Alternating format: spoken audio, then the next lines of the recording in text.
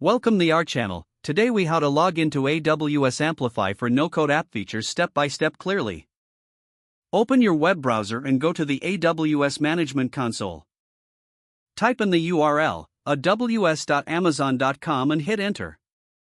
Once the page loads, click on the Sign In to the Console button located at the top right corner. Enter your AWS account email address in the designated field. Click on the Next button.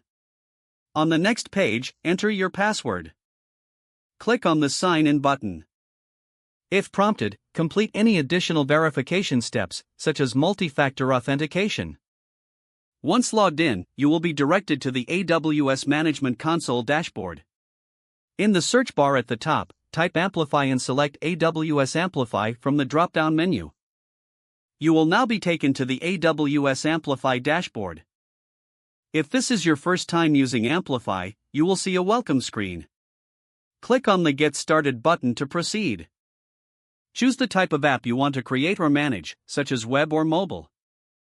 Follow the prompts to connect your repository or start a new project.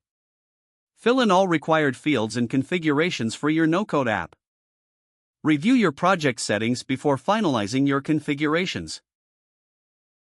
Once everything looks good, click on the Save and Deploy button. AWS Amplify will initiate the deployment process for your app. You can monitor the deployment progress on the dashboard. Once the deployment is complete, you will see your app listed on the Amplify dashboard. Click on your app to access various no-code features and settings.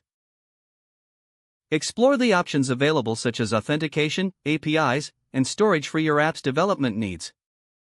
With your app now set up in AWS Amplify, you are ready to start utilizing its no-code capabilities.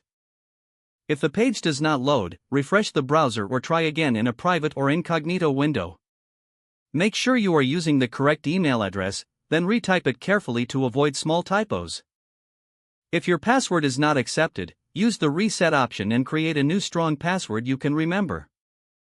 Check your spam folder for verification or security emails, then complete any requested confirmation steps. Don't forget to like this video and subscribe to our channel for more step-by-step tech guides.